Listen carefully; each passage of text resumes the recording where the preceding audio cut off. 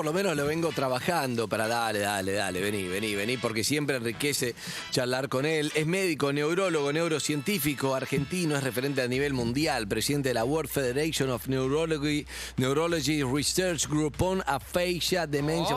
Chao, 1000 palabras. Se graduó de medicina en la Universidad de Buenos Aires y en Cambridge, Inglaterra.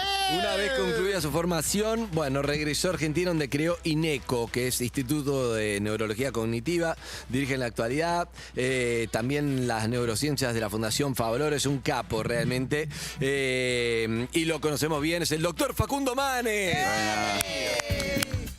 Bienvenido. Y le dije, venite, si el día de mañana sos político, vemos. Ahora estoy para que vengas todavía como científico. Está bueno ponernos de acuerdo antes. Queremos poner de acuerdo, sí. Es una nota de un científico. Exacto. Okay. Una nota. No, pues se puede hablar de todo, De pero todo. Facundo. Yo quiero hacer política. Ahí está. ¿Qué hace? No sé. No quiero ser político, yo soy médico, docente, científico. Buen día. Buen día. Pero Bien. creo que aclarar, yo no busco ser político. Bien. Sí, tratar de resolver todos los quilombos que tenemos, que después vamos a hablar. Pará, no quiero arrancar por eso, quiero arrancar por lo siguiente.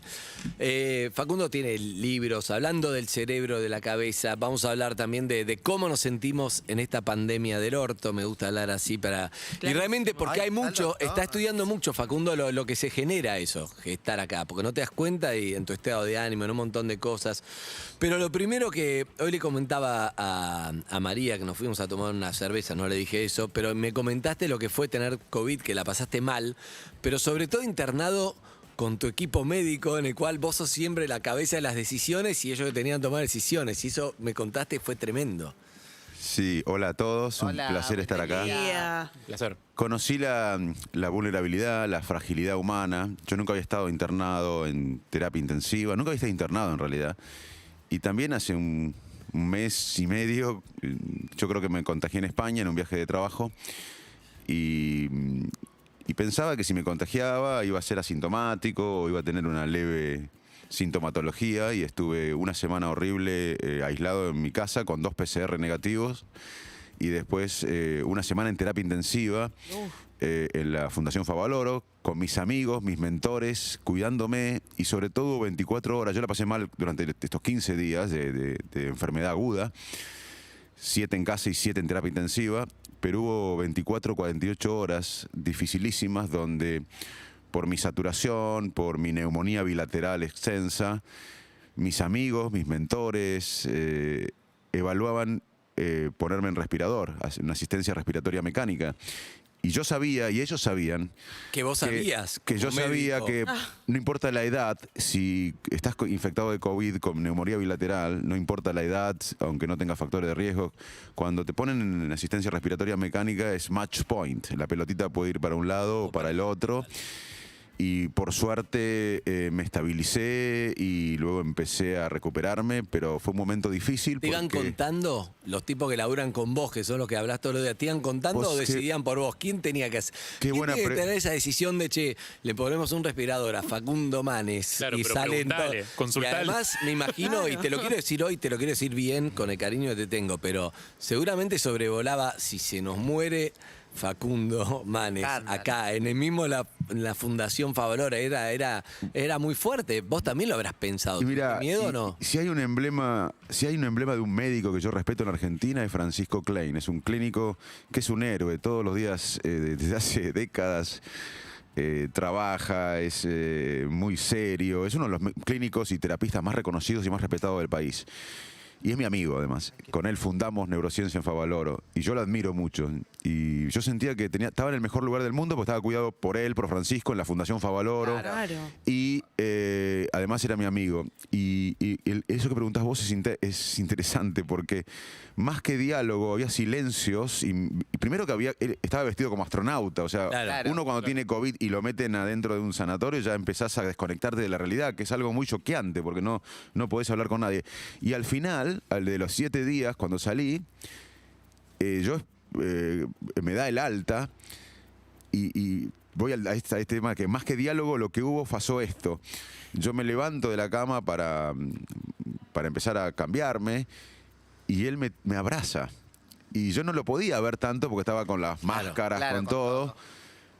pero me largo a llorar. Y yo sentía que él también lloraba. Y era dos médicos ya grandes llorando Que deben haber visto por- cosas en sus carreras que Tremendo. deben haber sido muy emocionantes. Pero para él también salvar a un amigo habrá sido Claro. fuerte. Y para mí todo lo que viví, la fragilidad, la vulnerabilidad y además que me salve la vida mi amigo y todo el equipo, porque acá hay héroes y heroínas que son los Total. camilleros, las enfermeras, los enfermeros, los que llevan la comida, y no solo merecen aplausos, merecen mejores ingresos, mejores condiciones laborales, pero están Totalmente. todos agotados. Es una guerra no. que la están luchando en el frente de batalla hace un año, así que te diría que fue la experiencia más conmovedora de mi vida y, como dije, conocí la fragilidad de nuestra especie. Ahora, qué locura, porque vos tuviste presidentes a cargo. O sea, has operado presidente o supervisado operaciones de la cabeza a Cristina. Varios presidentes han pasado. Sin embargo, vos como paciente, es otra cosa. Es como,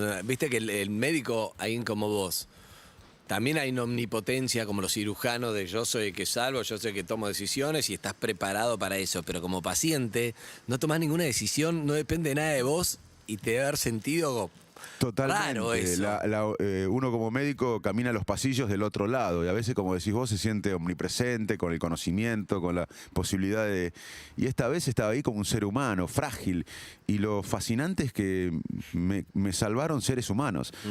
Y es el mejor ejemplo de que salimos entre todos. No solo ahí en terapia. todo. Esta pandemia, si quieren después hablemos, pero va a durar tiempo. Esto no es como una Segunda Guerra Mundial que se resuelve un día y se corta la guerra. Esto es algo que, si quieren después hablamos, va a ser Hablemos, crónico. Bueno, las pandemias siempre cambian la historia de la humanidad. Si uno ve la historia, las pandemias siempre cambian las creencias de la época. Así que esta pandemia nos va a cambiar. Y las pandemias no generan solamente una crisis de salud. Una parte es la salud, pero generan una crisis económica, generan una crisis moral, una Hablar, crisis... ya lo vimos un montón de muestras de eso. Claro, y una crisis educativa, una tragedia educativa, una crisis ideológica, una crisis geopolítica, y todo eso afecta a nuestros comportamientos, nuestras conductas, tanto a nivel individual como colectivo. Nos damos cuenta que ya estamos cambiando, que la pandemia nos cambió, porque yo estoy seguro que a la gente, algunos se manifiestan en que se deprimen, no sabe bien por qué, pero yo creo que ya todos cambiamos, pero no sé si somos conscientes de eso. Buen tema, porque uno cambia, todo el mundo habla de cambio, pero en realidad cambiamos cuando cambia el contexto. El contexto influye mucho en la conducta humana. Y de repente, en marzo del año pasado, abril, mi mamá de 84 años en Salto no sabía usar Zoom, no sabía usar Google Meet, nada. Y cambió el contexto radicalmente y en una semana ella empezó a usar videoconferencias, Claro. y todo, y bueno, la telemedicina y la educación a distancia ya existía, pero al cambiar el contexto, el ser humano se motiva para cambiar. O sea que, primero, que nosotros tuvimos un cambio de contexto excepcional y eso nos ayuda a cambiar y cambiamos. Pero lo que quiero remarcar que entramos en una década de pandemia. Los cambios que estamos viviendo y que vamos a vivir van a perdurar. Y los No es que se cambios... termine el año que viene cuando ya estén todos vacunados. Y Porque todos un poco la fantasía desinstalamos es el Zoom, esa. tiramos los barbijos. Exacto, y volvemos a los recitales. No va a ser así. No, ¿cómo termina una pandemia? No termina como una guerra que dice, bueno, nos rendimos y uno Y hay que gana y reconstruir. todo. Termina de a poco cuando el 70% de la gente de una sociedad, por la vacuna o porque Claro. se infecta, alcanza la inmunidad. Y eso sucede en un tiempo. Yo creo que, ojalá me equivoque, pero en la Argentina vamos a estar unos largos meses más, un año más con esto. Y después viene la etapa de fin de guerra, digamos. Porque ahora estamos con miedo. Ahora está en una etapa de estamos en la guerra, estamos en la pandemia, nos podemos infectar, todavía no hay vacunas suficientes. Entonces estamos con miedo y el miedo nos paraliza, el miedo nos pone a la defensiva. Pero luego viene una etapa de angustia, es decir, de levantarnos más empobrecidos, de levantarnos más desiguales. Y después viene la euforia de posguerra, digamos. Y eso para mí va a pasar en el 24. Pero son mis predicciones de acuerdo a lo que yo Sí, leo, sí, en sí. experiencias previas. Yo creo que tenemos un año más de miedo, de estar en la guerra, en la pandemia. después un par de años de post-pandemia, que es una depresión. Que es difícil, ¿no? Claro, porque te levantás más pobre, te levantás... Ahora, cuando uno está con miedo, en medio de la guerra... Estás con la va pensando, adrenalina, no tenés ni tiempo de ver ahora, cómo cuando estás. nos demos cuenta un día que somos más pobres, que estamos más desiguales, que la tragedia educativa fue una tragedia. Más pobres en todo sentido, o sea, en sentido simbólico también. Exacto, digamos, no solo plata. exacto. Bueno, y después viene un poco la posguerra, que sería la euforia. Pero bueno, viene un proceso largo y lo que quiero terminar esto... O sea, para el sexo descontrolado, que es lo que yo creo que va a pasar. el 24. Sí, porque creo de verdad. Los nuevos 60. Cuando alguien pueda viajar y esté fuera de esto y va a querer ir a pasarla bien, no va a querer quedarse 8 horas en la oficina de laburo, pero el problema es que viene también con la pobreza. No vas a tener con qué. Entonces no vas a tener con qué. Pero digo, de sensación es esa. Bueno, Como basta, no quiero sufrir más. Concretamente, El tu pregunta, 24. yo veo que Ahí vas a ser candidato de 24 cuando estemos de. Pero también no, pero- pasa que en las guerras, por ejemplo, paga el que pierde. Y acá cuando esto se termine, pagamos todos con lo Todos. aprendimos y cómo lo vamos a materializar el después. Muy Porque bueno. nosotros creemos que vamos a hacer los mismos, pero no vamos a hacer los mismos. Vos cuando te casás ya nunca más volvés a ser soltero. Y eso es lo que va a pasar Muy bueno. ahora. Bueno, dos cosas. Voy a responder esta pregunta de Alicia que me parece fundamental y que la historia nos da insight. La historia, si uno ve la historia, nos puede ayudar a contestar la pregunta de ella. A ver. Esto nos puede cambiar. Nos va a cambiar seguro. Eso estoy de acuerdo con ella. Ahora, ¿podemos salir mejores o peores? Depende de cómo... Esto a nivel... Asimilemos. Sí, porque ejemplos. Vamos a poner ejemplos de tragedias, de guerras, de epidemias. Después de una de las epidemias más duras de Europa, surge el Renacimiento. No solo en Florencia, sino en muchas ciudades europeas, algo bueno. Después de la Segunda Guerra Mundial surge el estado de bienestar. Después de la Gran Depresión Americana surgen medidas económicas que reducen la desigualdad. Después de la Guerra Civil Americana surge Lincoln y sus aliados crean la red de universidades públicas americanas. O sea, y también el tren transcontinental. Pero eso es todo lo bueno que puede suceder después de crisis y pandemias y guerras. Pero también en la peste bubónica hubo matanzas indiscriminadas de catalanes, de clérigos, de mendigos, más de 1000 comunidades erradicadas. Más recientemente otro desastre que hubo, que fue el ataque terrorista a la Torre Gemelas. Luego de eso los países controlaron a otros países en forma injusta, ocuparon países. O sea, esto nos cambia, respondiendo, según la historia, esto nos cambia, eso es cierto, pero podemos salir mejores o peores. Según cómo trabajemos como sociedad, podemos, y a nivel individual, y a nivel de organizaciones, y a nivel de comunidad, podemos salir mejores y peores, pero vamos a salir distintos. Sí, de hecho eso, lo que decías, ya hay algunas muestras de cómo se incrementó la desigualdad a partir de la pandemia. O sea, el otro día leía, salió por todos lados, que la gente más rica se hizo más rica, digo, y la gente más pobre es más. O sea, no solo es más pobre, sino que es más también. Sí, o sea, sin que duda. son menos ricos con más plata que la que tenían antes. O sea, eso es imposible que termine bien esa historia. Y fíjate en la educación. Los chicos que tienen computadora en su casa, que tienen conexión a internet, pudieron seguir las clases a distancia, y los chicos que no tienen conexión a internet, que son gran parte de los chicos argentinos, la mitad de los chicos argentinos son pobres, que no tienen computadoras, esa desigualdad va a tener... Mira, hay un estudio ahora que se hizo en San Francisco, en Estados Unidos, perdón, en California, porque abarca Los Ángeles, y muestra que el impacto de los chicos que quedaron fuera del sistema educativo por no tener conexión, en Estados Unidos estamos hablando, imagínate. Sí, lo que uno puede ser supone acá. que la conectividad es mayor, ¿no? El impacto es de décadas, más de 70 años va a tener para recuperar esa gente, Lo que esos chicos que no vuelven a la escuela, esos chicos que no estudiaron este año y que por ahí no estudian el año pasado y este año, van a quedar fuera del sistema, van a conseguir trabajos menos remunerados, no van a entrar a la universidad. Estamos hablando de Estados Unidos, imagínate acá. Acá también desnudó, la pandemia lo que hizo es desnudó la desigualdad económica, la desigualdad educativa, la pobreza, nos puso en evidencia que Argentina es un país pobre, pero la otra faceta de la desigualdad son las vacunas. Igual ya lo sabíamos, ¿no? Pero es verdad que había quedó un resabio de esa cosa de la Europa del mundo, de Sudamérica, que en algún momento fuimos o creíamos ser por determinadas cosas y contextos de los 60. Si teníamos dudas, quedó claro que no. Somos un país pobre de Sudamérica, Sí. con un montón de valores y por ahí autoestima. Es bueno. Nos autopercibimos que no es menor. potencia. Nos autopercibimos Argentina- potencia, y pero no. Y Argentina tiene un potencial enorme, pero yo soy médico, te voy a contestar como médico. Lo primero que hago con un paciente es que reconozca su problema. Si el paciente no reconoce que está Claro. con hipertensión, que tiene colesterol alto. No se va a curar. No se va a curar. O sea, el primer paso para mejorar es diagnóstico. Si acá no tenemos un diagnóstico correcto, yo creo que Argentina tiene un potencial enorme, otro día lo charlamos cuando quieran, ¿por qué?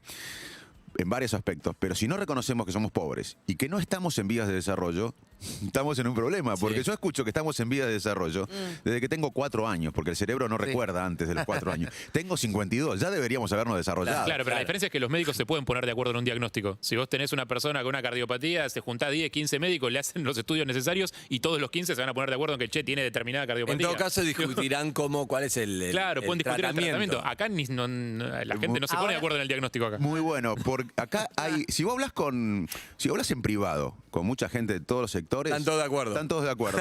Lo que mira. pasa, porque acá lo que falta es una acción colectiva. El diagnóstico argentino más o menos está claro. Si no lo quieren ver algunos, no lo querrán ver. Lo que falta es una acción colectiva. No hemos logrado en las últimas décadas, como lo hicimos las democracias. Yo no quiero mirar a otros países. Pero en el 83, si ganaba Luder, había amnistía para los militares, había un pacto sindical militar. Vino una persona, un tipo que se llama Alfonsín, y nos contó una historia de democracia. Y la sociedad quería democracia. Y hubo un paradigma que todavía lo sostenemos hoy. Mal, bien, tenemos que todavía custodiar que no haya sultanismos del siglo XXI en algunos lugares, pero tenemos democracia. Hoy necesitamos un nuevo paradigma, que ya no es la democracia, que es cómo progresar por las ideas, la innovación. Ahora, nos falta la acción colectiva, porque todos sabemos que Argentina no puede vivir ni darle prosperidad a 50 millones que seremos en unos años exportando básicamente materias primas. Necesitamos exportar más valor agregado. Para eso hay que invertir en el cerebro de los chicos, el capital humano, la educación. La educación en la más que ciencia, nada. en la tecnología. Bueno, ahora nos falta una acción colectiva o un cuento, un paradigma que nos una por las diferencias, porque todos usamos razonamiento motivado. Yo lo hablé con Andy muchas veces acá. Nosotros nos manejamos por sesgos, por prejuicios. Incluso ahora tengo datos recientes de ayer, de un estudio de Fernando Torrente de INECO, que muestra que la gente ahora está dispuesta a aceptar las medidas restrictivas según la ideología. O sea, Claro. muchas veces la ideología Total. nos Es algo orienta. que no pasó a principio del año pasado. Y eso es lo que nos mata, los sesgos, los prejuicios. Nosotros tenemos que tener un paradigma por encima de los sesgos y prejuicios naturales. Claro, pero nos comimos esa ilusión al principio de la pandemia. ¿Te acordás que los primeros meses había como una cosa de, che, estamos todos unidos, los Sí, políticos se acatamiento. juntaban, incluso aunque como que se saltó un poco la grieta, la sensación era como que esa grieta se había achicado un poco y estábamos todos en la misma. Y después volvió. Y después nos comió de vuelta. Se perdió una gran posibilidad. Para mí sí. Se perdió fue muy bueno eso, y se perdió una gran posibilidad. Eso es lo que necesitamos los argentinos. Por eso, volviendo al tema mental, el impacto mental de la pandemia dura más que el bicho. O sea, imagínate que todos estemos vacunados o inmunizados al 70% en un año, ponele. El impacto mental, el estrés, la depresión, la ansiedad, dura mucho más que la pandemia. Y los líderes, y los comunicadores, nosotros, todos, tenemos una gran responsabilidad. Hay un estudio y con esto termino esta parte. Hay un estudio que se publicó en Lancet el año pasado sobre varios estudios de la epidemia del 2003 en el sudeste asiático. Y ese estudio médico, científico, le recomienda a los líderes que hablen claro, que digan no sé cuando no saben, o sea, que digan que no saben cuando no saben. Imagínate. Que den cierta perspectiva, aunque la perspectiva cambie, que nos dé cierto horizonte. Que no piensen en su próxima elección, sino en el bien común. Bueno, no hace falta que salgan de Lancet eso para decir No, que eso sería bueno, pero pero soy no una revista de pasa. ciencia ficción. El dato es que si no hacen eso, genera más estrés en una sociedad empobrecida, que Y perdió sí, el trabajo. no tengo duda. Y además es un boomerang para ellos. En un tiempo Ese es va un a ser dato, un está boomerang bueno. para ellos. Hay algo importante, una cosa que charlamos, no sé si está bien preguntándotelo al aire, pero que está bueno, que vos me contaste lo que te había pasado con un paciente que tuviste, que vos le salvaste la vida, pero cuando te ve, con respecto a la pandemia, de todo lo que pase ahora, no vamos a querer saber nada el día de mañana. Y claro, eso- Contame lo que está bueno eso. Y una vez cuando yo era un joven médico, tuve un paciente de mi edad, tendría 20 y pico de años, yo estaba en mi etapa de formación, con un tumor cerebral y con un pronóstico de meses. Y yo no lo podía creer ni aceptar porque me impactó que alguien de mi edad tenía 4 meses de vida en ese momento, ¿no? Y la verdad, cuando salió de la internación, donde yo lo asistía como médico, lo seguí en la casa como cosa afectiva. Lo tomaste personal. Lo tomé como una cuestión personal. Y la verdad que lo curaba todos los días, iba a la casa, hizo un trabajo casi full time, más allá de mi trabajo en el lugar donde estaba. Y vivió unos meses más, le agregué unos meses por el trabajo de la familia. Vivió unos meses más de lo que tendría que haber vivido según la estadística. Esa familia me quiere mucho, está muy agradecida, pero no me quiere ver más. Si me ve... Se murió después, El claro. chico se murió, pero la familia que me adora porque vio todo el esfuerzo, yo lo hice naturalmente, me ve, ahora salgo a la calle y me ve y dispara a la familia, porque yo le recuerdo el evento traumático de su vida. Claro. Entonces lo que puede pasar acá es que en unos años... Todo lo que se todo lo que relacione se con el relaciona COVID. con la pandemia esté relacionado con un evento traumático y la gente va a querer mirar para el futuro. Eso le pasó a No quiero Churchill. alcohol en gel, no voy a quedar barbijo, no quiero nada que Bueno, me recuerde. Eso le pasó en parte por otras cosas, pero en parte por esto, a Churchill cuando le gana a Hitler, le gana al fascismo, libera a Occidente del fascismo, va a la elección siguiente y pierde. La gente le estaba agradecida, Claro. En la pero guerra. no quería saber más nada con con una eso. cara que estaba relacionada con la Piensan guerra. en la guerra, claro. Así que hay que cuidarse cuando uno... Hay que desaparecer, Lizzy, de la no, tele, de los medios. no, hay que desaparecer hasta... hay que No, ser yo le traje alegría. no hay que vender humo, no hay que tener, Eso es. hay que ser responsable, hay que tener argumentos. Claro, y hay que pensar en el bien común, no en el bien personal, y no hay que jugar con el sufrimiento de la gente para el beneficio en cierta manera, de la casta política. Estamos charlando con Facundo Manes, siempre su historia, recuerdo, un pibe de Salto, del interior de Salto, que estaba ahí, miraba a Favaloro como con referencia, y bueno, pudiste estudiar, salir adelante, solo, te hiciste vos solo, ¿no? La verdad, terminaste estudiando en Cambridge, pero es linda historia para decir, siempre se puede, ¿con qué? Con educación y con esfuerzo. Y bueno, gracias por preguntarme esto, porque yo cuando hablo de educación, muchos hablan de educación y está bueno que se hable, pero para mí es personal. Es como la historia del pibe este que les conté recién, porque yo no nací en una élite ni social, ni política, ni económica. Me crié en un pueblo, nací en Quilmes, pero me fui a un pueblo llamado Arroyo Dulce, de 1000 habitantes, en el medio de la Pampa Argentina, y después en Salto. Mi vieja era ama de casa y tiene sexto grado, y mi viejo era médico rural y cobraba con pollos. Y ahí en ese contexto me crié, y la educación pública argentina para mí, por eso para mí la educación no es un eslogan, la educación argentina a mí, la educación lo que hizo fue darme la autoestima para perseguir mis sueños. Fue mi única arma. Ahí tocaste un tema clave que es... Tremendo. Tocaste un tema clave que nunca habíamos hablado, que la educación lo que te dio fue la autoestima para decir vos podés. Claro, porque yo sabía que no estaba en un lugar privilegiado. Entonces, ¿qué es la educación? Por eso todo el mundo habla de educación y me gustaría definirla. No es solamente aprender un dato. La gente se confunde, piensa que educación es conocer datos. Es más, en el mundo que se viene, el conocimiento enciclopédico va a perder más valor. Claro, lo puedes buscar. Ya lo está perdiendo, claro. La educación, lo que es la construcción de una identidad. Es tener más libertad. Es a mi edad, a los 52 años, no bancarme ciertas cosas si no quiero porque tengo posibilidades. Es usar los recursos sociales, cognitivos y emocionales para tomar acción. La educación es bajar los prejuicios, es combatir la mayor amenaza de nuestra época, que es la ignorancia y las mentes cerradas. La educación es una brújula confiable en un mundo cambiante, peligroso, dinámico. Eso es la educación. Por eso... Pero a vos te dio la autoestima para decir, vos querés ser médico, querés ir a estudiar a Cambridge, vas a poder hacer lo que quieras. Exacto. Yo llegué a Buenos Aires, llegué a 11 al tren, porque yo vine de Luján. Había dos maneras de llegar de Salto. Una por Luján a 11 y otra a Federico Lacroze en el tren de Lacroze. Claro. Yo no conocía a nadie acá. Me fui a Flores, a un departamento, sin televisor, aparte en el 86, 7, o sea, no había ni WhatsApp, ni... Y para mí fue más shock venir de Salto a Buenos Aires que después de Buenos Aires a Boston.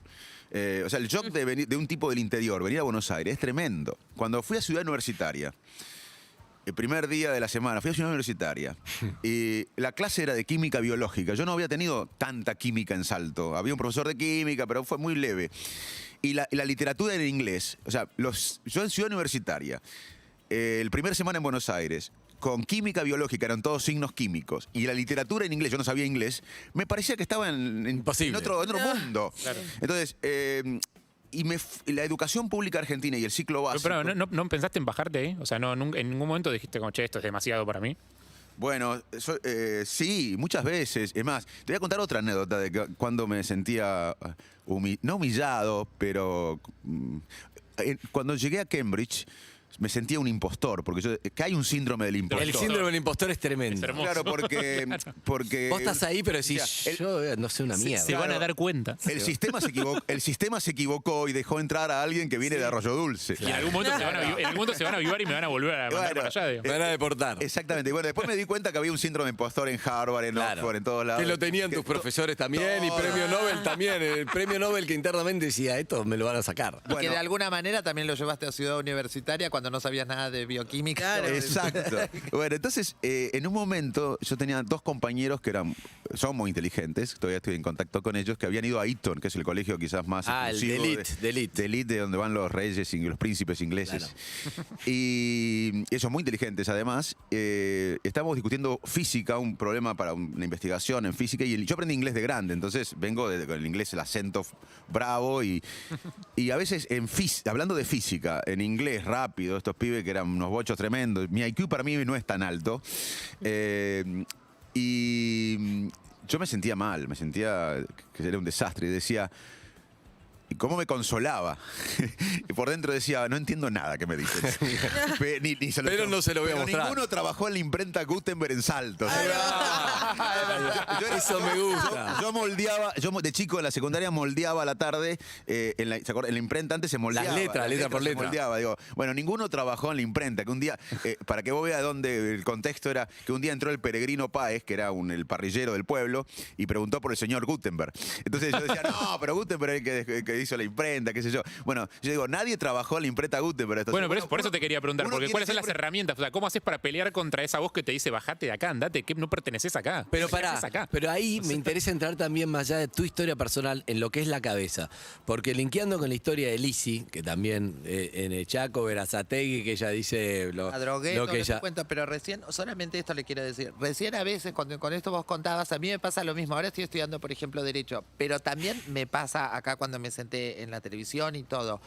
Uno tiene 2 posibilidades, o caerse porque no entendés dónde estás, o decir voy a seguir hasta que el concepto entre en mi cabeza.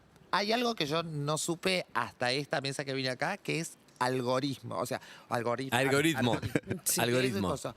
Y lo usan, y muchas veces en la universidad, como que fáctico, como un montón de cosas. Nunca las vi en el colegio, no sé, puedo ir a la definición, no las entiendo, pero entonces hablan como si fuera totalmente natural y normal y que lo tenés que saber, y no lo sabía. No sé, pero yo sigo metiéndome en la conversación, me sigo quedando porque digo, en algún momento esto va a ser orgánico para mí y esto no me va a detener, Es cierto. ¿entendés? Y eso es más o menos lo que cuenta lo que le pasaba allá. ¿Y Pero- cómo es la cabeza? ¿Pero cómo funciona a nivel de la cabeza?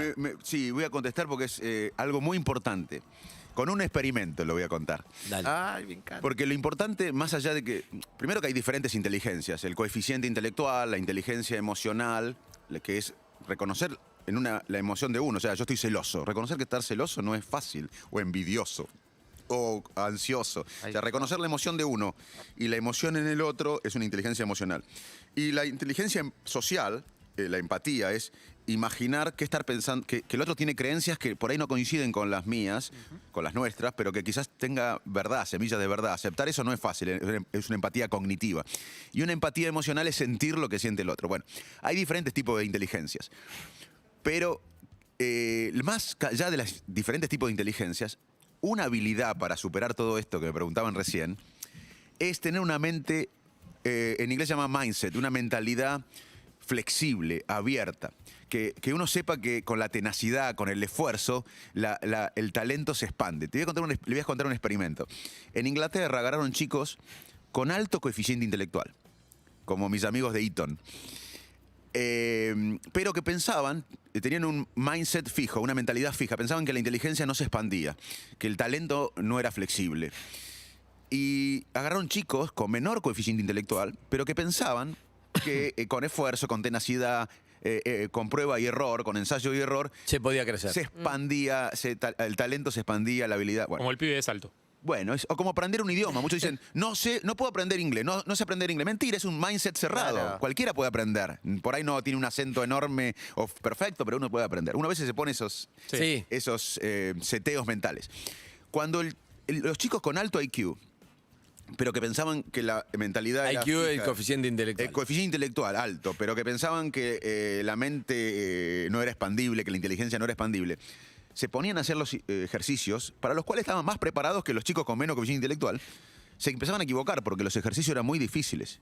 Se frustraban, se equivocaban y abandonaban. Los chicos con menor coeficiente intelectual, que estaban menos preparados para resolver esos problemas difíciles matemáticos, se equivocaban, pero no importaba, iban para adelante, seguían insistiendo, tenacidad, y al final rendían mejor. En síntesis, lo importante en la vida es saber que es más importante la tenacidad, el esfuerzo, la perseverancia que tener un talento. El talento es bárbaro, pero si además no hay perseverancia Claro, y no talento- disfrutar del talento error. Claro. Clarísimo, y de la además naturaleza. clarísimo. Esta Estamos nota va a durar charlando 7 horas, ¿no? Porque yo quiero que- Esta nota va a durar Es para 7 que dure horas. 7 horas. Yo le dije a Lutovich, se lo dije, andá levantando cosas, se lo dije a las Sí, 9 sí, porque sí. no conoces a Facundo. A todos los va a invitados de las pasar esto. últimas 2 horas les mandamos Se un lo beso dije, se grande, lo nos dije. quedaríamos horas. Pero estamos hablando del doctor Facundo Manes, pero es muy interesante porque yo creo que le sirve mucho al oyente y al que lo está viendo por YouTube, que también estamos saliendo, porque estás hablando de algo que puede ser en tu vida, que es vos podés. Y lo que dijo Facundo me pareció espectacular, que fue la educación argentina, lo que le dio es la herramienta para decir, che, vos no sos un pibe de Salto que nunca va a tener oportunidades, vos podés. Soñá tranquilo. Y bueno, llegó, estuvo en Cambridge, en Harvard, dando charlas por el mundo, pero porque él algo le hizo creer que él podía. Y yo le decía a Lizzy, llegó también a todos los lugares donde se hubiera imaginado, con además me imagino la dificultad que supongo, no hoy, pero sí hace 40 años de ser una chica trans, ¿no? Que en ese Claro, momento difícil. Todo el eso colegio, junto. todo. Y lo- Pero ¿qué es lo que te ayudó también? Esto, no sé, la autoestima de decir, sí, soy esto, de cagarte de risa de las cosas, o no. Exactamente. Y mi mamá, hace bastante tiempo, cuando empezó la charla, dijiste, un día le puedo decir todas las cosas que tiene la Argentina, pero da para otra charla, como lo bueno que tiene la Argentina. Y yo me pongo a pensar, cómo eso me llevó a mi abuela, a mi mamá.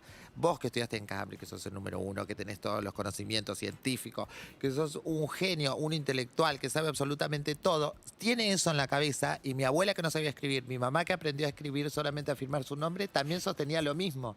O sea, ¿cómo tenemos todo eso en la cabeza? Que la Argentina tiene de todo y todavía no... Es como... Y no lo podemos poner en saber práctica, que se está puede bueno. caminar. En la cabeza sé que puedo caminar, pero no puedo dar el primer paso. Y yo digo, ¿cómo no lo podemos poner? Y mi mamá siempre me decía con esto de la educación, me decía, vos pensá esto, porque siempre me costó muchísimo. Yo no sé si la parte económica tiene que ver, pero me costaba mucho estudiar, mucho, no entendía nada todo. Y mi mamá siempre me decía, vos pensá que si vos agarrás no me acuerdo qué me decía, pero ponerle al número 1 que haya un científico. Premio Nobel. Un premio Nobel. No sé si me decía esa palabra, pero le inventé. Porque no creo que sabía lo que era premio un Nobel. genio, ponele. Pero le pones a un genio. Dice, lo ponemos acá. Vos que te criaste, varios amiguetes bursacos era en ese momento. Dice, vos que te criaste acá, que te va mal en el colegio, que te va en todos lados, te pongo en la selva misionera. Si lo pongo al científico con todas las herramientas, obviamente que vos, y a vos te doy todas las herramientas, no vas a poder ni talar un árbol, porque te vas a caer ahí que no sabés ni cómo se usan. Ahora, si los dejo a los dos sin nada, vos vas a cruzar la selva amazónica y el tipo que estudió por todos lados no va a poder llegar a la mitad, te lo vas a tener que salvar vos. me decía. Totalmente. Tenés que seguir, tenés que insistir. Es lo que decías de la imprenta, claro. Lo que nos falta, la pregunta es muy buena, porque en la Argentina nos falta una acción colectiva, un sueño, un norte. Y el problema argentino, en cierta manera, es de confianza y de contexto. Hemos perdido un contexto en el que garpe estudiar. Yo cuando era chico, en Arroyo Dulce, me imaginaba, no solo por mi familia, sino por el contexto, que la educación garpaba. O sea, yo decía, bueno, yo estudio, soy honesto, trabajo y me va a ir bien en la vida. Hoy cambió. Hoy solamente el 5% de los argentinos, según encuestas que yo he visto recientemente, piensan que la educación es movilidad social ascendente. O sea, también tenemos que cambiar el contexto, porque como Eso dice... es muy choto porque es como, ¿y para qué voy a estudiar? Si eso Claro. no sé. Entonces, lo que tenemos es lo que tenemos que plantear acá, más que datos de parches, como hacemos siempre, es un nuevo sueño colectivo. Como el que tuvimos con la democracia, tenemos que entender Pero tenemos que planear y planificar entre todos y de acá a 10, 15 años, porque si no, no va a cambiar nada. De a 2 años no cambiamos nada. No, pero tenemos que siempre cuidar a los más vulnerables, porque no pueden esperar. Pero si nosotros no tenemos un proyecto de país, un proyecto estratégico de nación, basado en lo que llamamos capital humano, que es invertir en la nutrición de los chicos, en la educación de calidad, en la salud. Hoy vemos más que nunca que la salud tiene que ver con la economía, Sí. en la ciencia y tecnología, en lo que genera el conocimiento humano y vinculado a la producción para exportar en el campo, en la industria, en los servicios, todo valor agregado. Argentina va a seguir generando pobre. Lo que va a pasar, si no hacemos esto, es que vamos a seguir discutiendo el subdesarrollo sustentable. Lo que estamos haciendo hace décadas es discutir el subdesarrollo sustentable. Nosotros teníamos 5% de pobres cuando yo estaba en Arroyo Dulce. A los 6 años de mi vida, en el 75, fue el primer estudio para mí razonable de la pobreza. 5%. Hoy tenemos la mitad de la Argentina pobre. En el año 74, cuando yo tenía 5 años, teníamos el mismo ingreso per cápita que hoy. Casi 50 años perdidos. Somos el país con mayor recesión en las últimas décadas, más que Chad, Burundí, Haití y la República Democrática del Congo.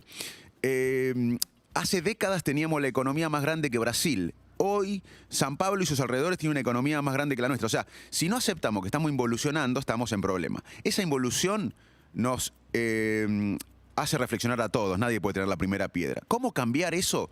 Bueno, si nosotros hacemos un plan estratégico de país basado en lo que desarrolla los países, que son la educación, la salud, la ciencia, la tecnología vinculada a la producción. Argentina tiene enorme potencial en el agro, tiene mucho más para crecer en el agro, en la energía renovable, en la medicina digital, en la bioeconomía, en la biotecnología, etcétera, etcétera, etcétera. Ahora, no nos ponemos de acuerdo. Estamos discutiendo permanentemente el pasado. Estamos discutiendo permanentemente luchas facciosas. Por cada tema, por la vacuna, por la cuarentena, por todo, hacemos una lucha de facciones.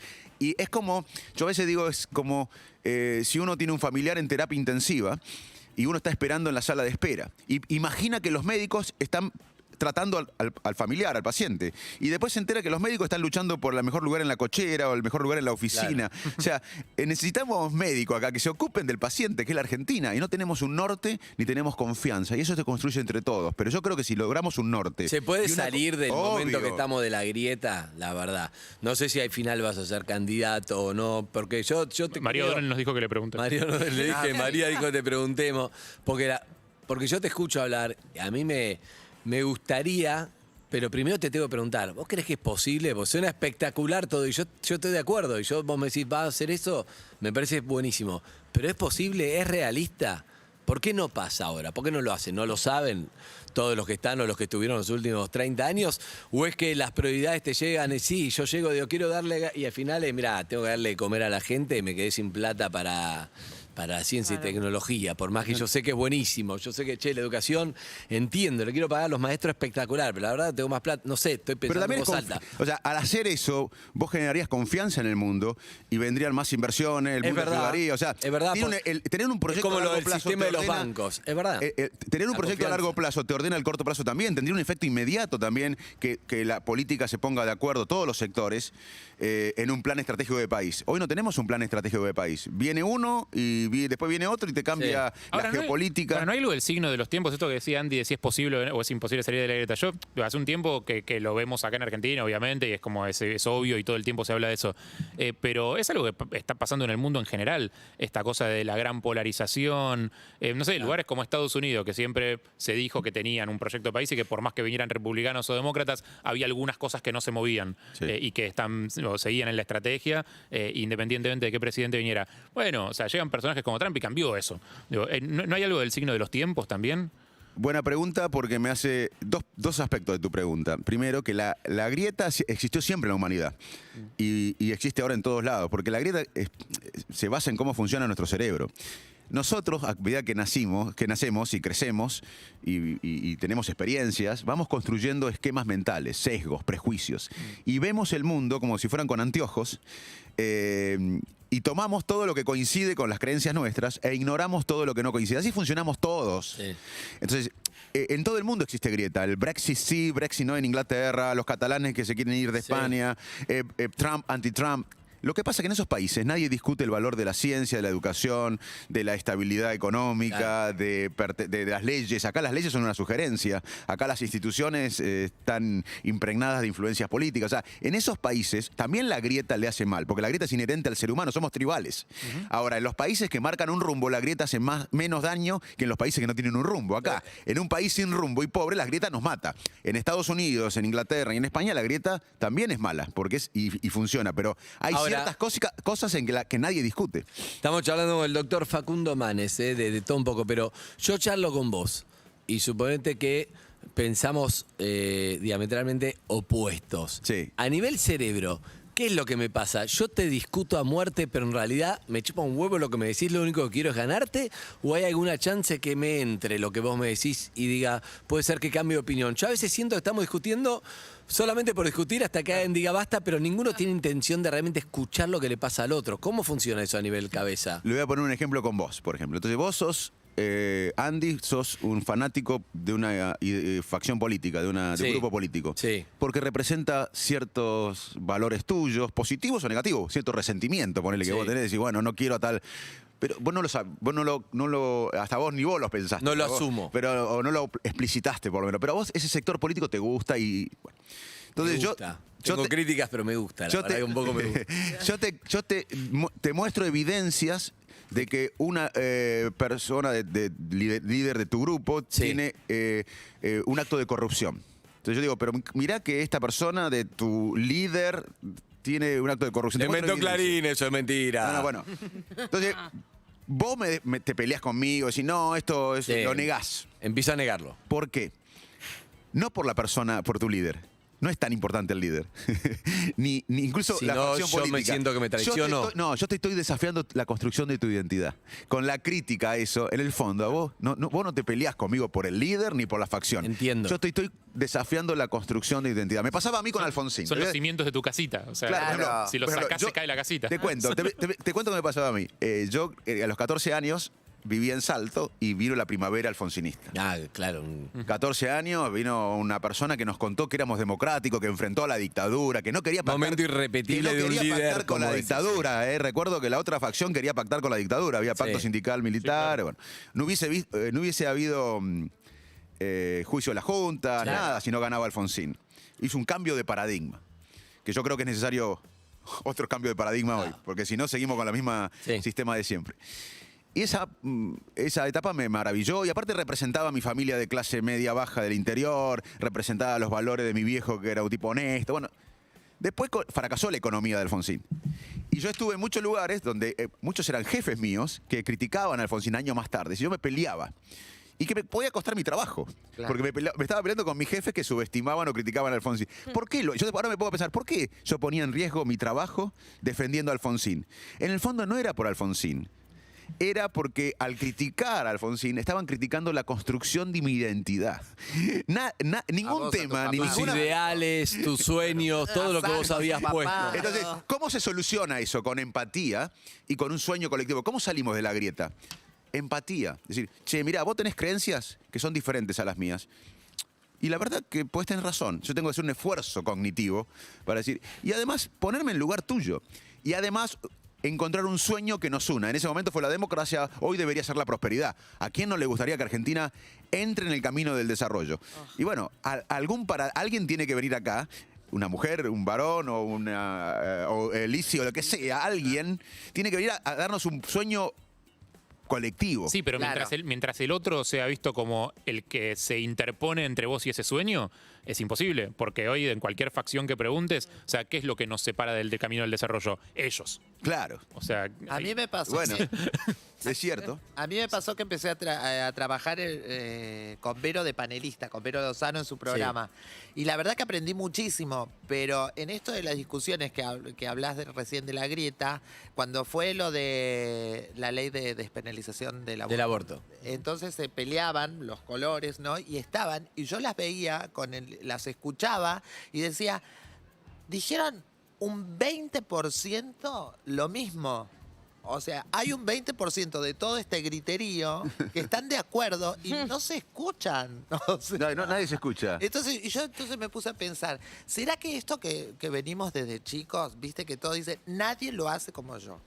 O sea, tu mamá decía, nadie corta, no, como yo lavo los platos, no los lava nadie. Entonces, todo eso se fue metiendo. Como yo opero, no opera nadie. Como yo hago el programa de radio, no lo hace nadie. Entonces, todos creemos que nadie va a salvar al mundo como lo salvaría yo. Y es tan individual que no logramos ponernos de acuerdo nunca. Pero la salida es colectiva. Si Claro. algo nos enseña la pandemia es que el sálvese quien pueda no existe. La salida es delegar. colectiva, más que nunca. Pero yo soy optimista de que vamos a salir más resilientes, porque se ha estudiado guerras, tragedias, epidemias, y hay una dinámica de cómo nos comportamos, tanto a nivel individual como colectivo. Sí, pero hay algo que antes lo hablamos, Facundo, que está bueno recalcar, que es cuando empezó y tenemos la imagen de Alberto Kicillof y Larreta juntos, y es por acá, está bueno. Mira, hay algo que es más importante que la grieta de mierda, que es entre todos cómo vamos a cuidarnos. Como una tregua a decir después, pero ahora tenemos que estar unidos porque se trata de la salud de los argentinos. Después podemos discutir todo lo demás. Y la grieta se terminó metiendo ahí. Total. Sí, pero ellos quieren cerrar, ellos quieren abrir, ellos quieren que se funda, yo no sé qué, ellos la vacuna hicieron no sé qué, ellos no. Y terminó cagándonos eso. Y si eso no lo logró, ¿qué hay más grande que esta pandemia para lograrlo como sueño colectivo, digamos? Como sueño es un sueño. Esto es una realidad que es hoy, que si no se ponen de acuerdo hoy, y probablemente va a morir más gente que si se pusieron de acuerdo. Y tiene que ver de hoy para adelante, porque es verdad que antes ni siquiera había un ministerio de salud, que era una, no sé, es verdad. Secretaría. Sí, pero eso es para atrás. Pensemos de acá para adelante, porque esto está pasando ahora, hoy. Pero no logramos dejar del pasado, de mirar, de cosas que. Y qué sé yo. Pero vos fíjate que lo que decís es tal cual. Estamos a tiempo todavía porque todavía estamos en una maratón que no terminó. Sí. O sea, la gente piensa que... Falta un montón, decís. Sí, lograr el 70% de inmunidad y que la pandemia sea historia requiere más tiempo de lo que la gente piensa. Así que es muy importante tener perspectivas, porque si uno se frustra. Si uno no tiene una perspectiva, se frustra. Y primero que estamos a tiempo de volver a intentar. Segundo, un aspecto que no se está tocando acá, no acá en el programa, sino en el país, y me preocupa mucho, es la salud mental. La Organización Mundial de la Salud hace décadas sostiene que la salud humana es el estado de bienestar completo, físico, mental y social. Y acá estamos permanentemente hablando de la enfermedad física, que está bien. Si nos infectamos, si no nos infectamos, está muy bien eso. Pero no estamos hablando del impacto cómo queda la cabeza. mental, que es parte de la salud. Eso es una cosa de locos. Separar la salud física de la salud mental es algo prehistórico. Entonces no estamos psicoeducando. Deberíamos unirnos todos para darle herramienta a una población que está con alto índice de estrés, de ansiedad, de angustia, sobre todo los niños, los jóvenes, porque esto impacta mucho a los adolescentes que están modulando sus emociones, porque el cerebro termina de desarrollarse después de la segunda década. Las mujeres han tenido un trabajo inequitativo doméstico, han tenido violencia verbal y física. Los ancianos, que ya había una epidemia de soledad que ahora aumentó. Nosotros, los que trabajamos en el sistema de salud, que ya el sistema no da más, ni las personas damos más, porque hace un año que estamos camilleros, enfermeros, médicos con esto. Los pobres sufren mucho más el impacto mental de la pandemia. Y no estamos hablando de un tema fundamental de la salud. No hay psicoeducación masiva, que es educarnos de qué herramientas... ¿En otros países hay? Sí, obviamente. Japón acaba de lanzar el Ministerio de la Soledad. De la soledad, perdón. De la soledad. En Inglaterra, la tapa del Guardian, del diario, uno de los diarios más importantes de hace unos días, fue la salud mental. Acá no estamos hablando de una parte importante de la salud, estamos como una etapa prehistórica, separando la salud física de la mental. Y lo tenemos que hacer. Obvio, porque si no, no va a haber recuperación. Porque si vos estás ansioso, angustiado, deprimido, con estrés crónico, no vas a poder producir, no vas a poder tener este programa de radio, no vas a poder trabajar. Y lo mismo pasa con una sociedad. primero que por una cuestión humanitaria, que es parte de la salud, y además con una posición económica, un país deprimido, estresado, exhausto, no va a poder recuperarse económicamente. Bien, Y bien. Facundo, y con respecto a eso, ¿cómo hacemos para no caernos, digamos? ¿De dónde Evelyn, desde sacamos? ahí, Evelyn, Acá- que Mira, mira Facundo para todos lados. Pensé que era un fantasma que estaba... Aparecí.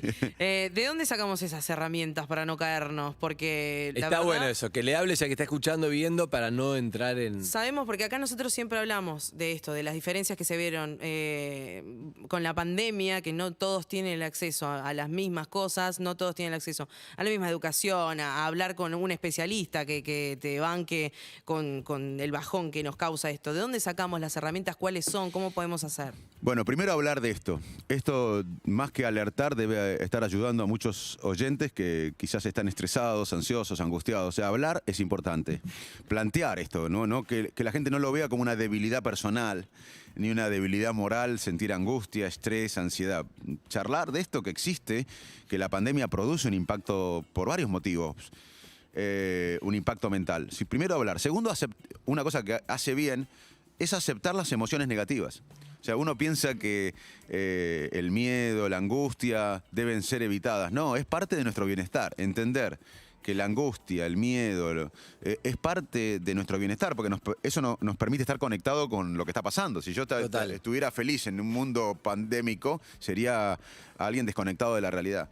También es importante lo colectivo. Una de las cosas que más nos da felicidad a nosotros, los seres humanos, es una red social.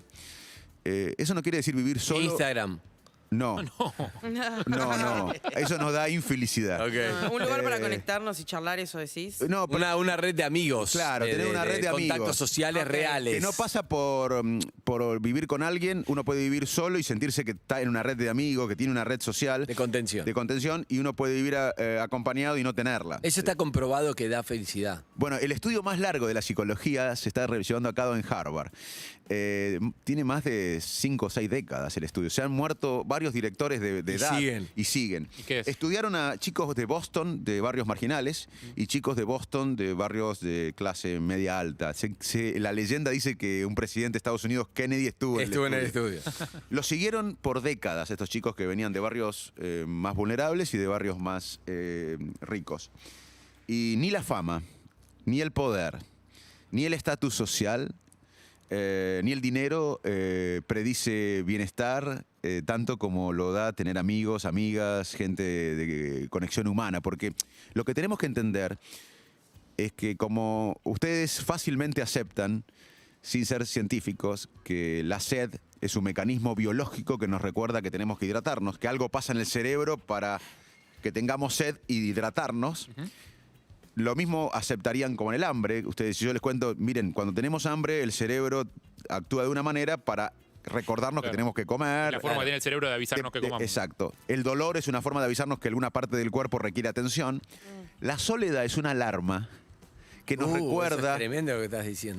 que somos seres sociales. Sentirnos solos. La soledad es una alarma que nos recuerda que somos seres sociales. Es más, la soledad crónica, sentirnos solos por un largo tiempo, semanas o meses, es un factor de mortalidad más importante que el alcoholismo, la obesidad y la polución No puedo ambiental. creer, ¿En serio? eso ¿Más? Sí, y nunca cuando fuimos al médico nos preguntan ¿Cómo si fumamos, estás? ¿Qué haces? nos preguntan Claro. si fumamos, nos pesan. ¿Tenés amigos? Pero nunca ¿Cómo nos preguntan estás? cuántos vínculos humanos tenés. Impresionante eso, impresionante. Impresionante. Es el doctor Facundo Mane que da para mucha charla, pero quiero... Bueno, la primera parte de la nota, Hoy ¿no? la primera parte, no, pero para no cansar va a volver. Que Yo, vuelva. yo lo estuve trabajando Ay, para yo que eso- vuelva. Va a volver. Pero podemos hacer, Eve, que oyentes que estén escuchando y se cope con una pregunta, un minutito con Facundo Manes. Cada uno, un minuto como máximo para preguntarle algo, pregunta, respuesta, y hacemos un par de oyentes. ¿A qué número? Al 47756688 para salir en vivo. eso. En vivo esto, 4775-6688. Después si tenés mensaje lo podés dejar el número de mensaje. Pero 4775-6688, llama, le preguntás a Facundo, en menos de un minuto tu pregunta, ahí va. Pero está buenísimo porque lo que acabas de decir es clave, que Claro. Conectémonos. ¿A ti sí, qué me conectémonos, pasa? pero sin redes, que es para otro día, porque las redes te trae mal. Pero hay oyentes, atendámoslo. Hola, ¿quién habla? Hola, Andy. ¿Cómo andás, querido? Bien, todo bien. Soy Marcelo. Marcelo, estás escuchando acá al doctor Manes. Sí, muy interesante. La verdad que me llena de esperanzas escucharlo a Manes. Bueno, pregunta para Facundo, dale. Facundo, ¿qué tal? Buen día. Hola, maestro, ¿cómo andás? Bien, bien.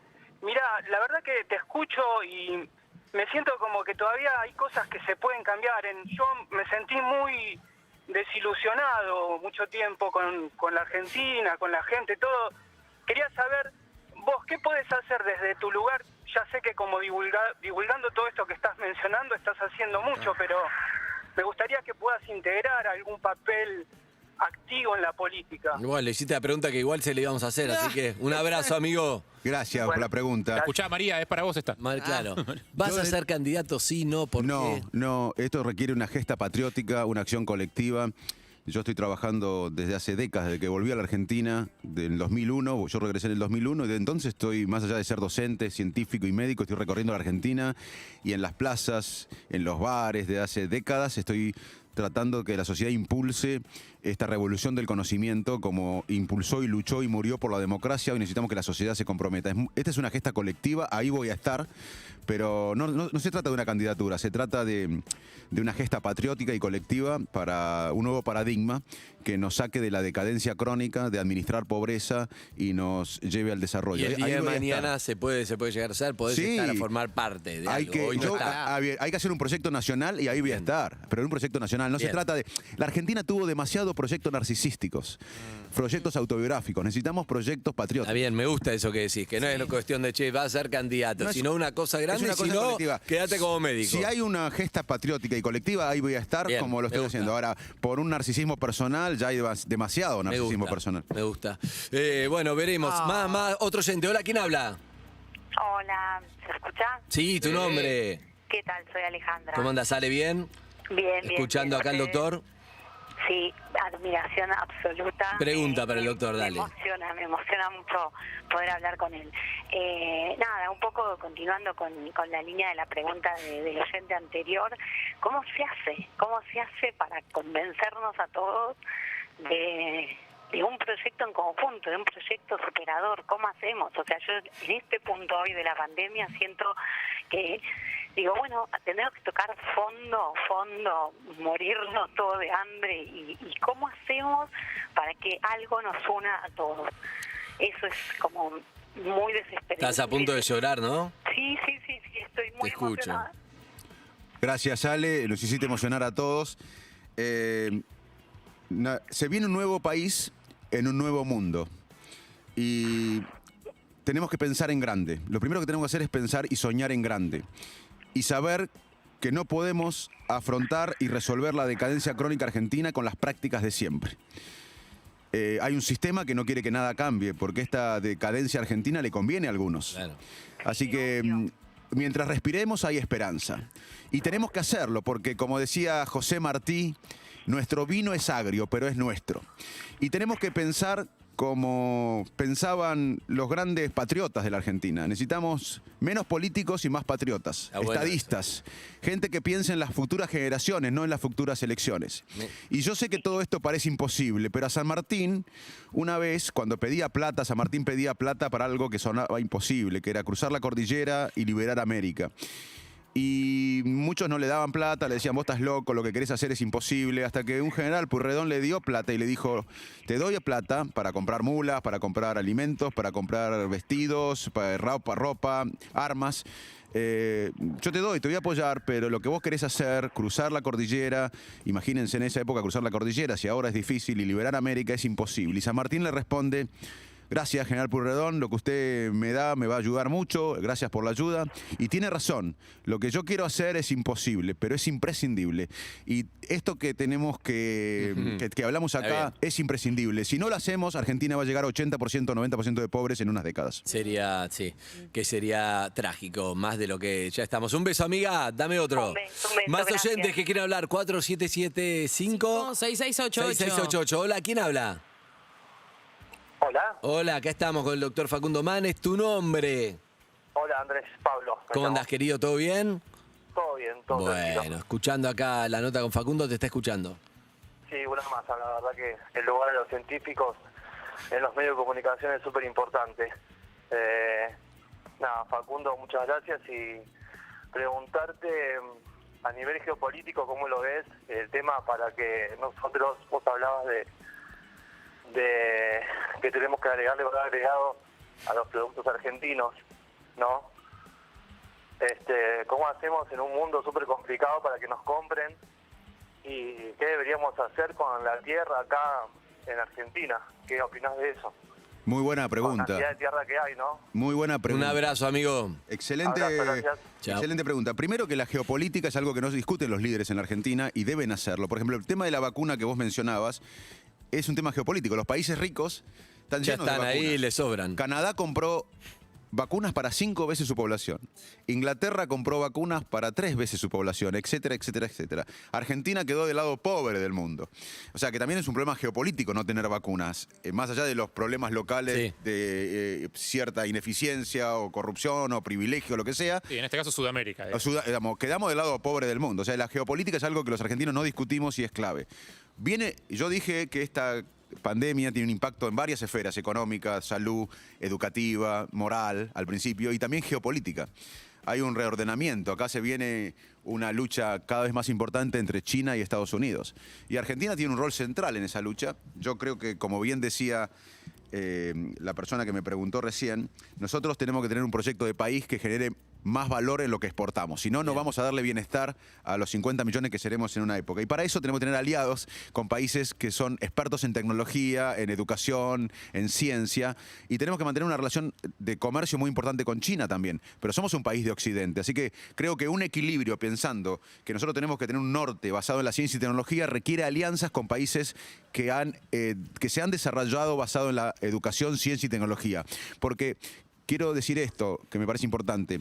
Muchos, cuando hablamos de educación, de un shock educativo, de salud como factor económico, de ciencia y tecnología, nos dicen: pero Facundo, la Argentina tiene demasiados problemas para dedicarse a estos temas. ¿Y cuáles son? Le digo yo. Y la economía.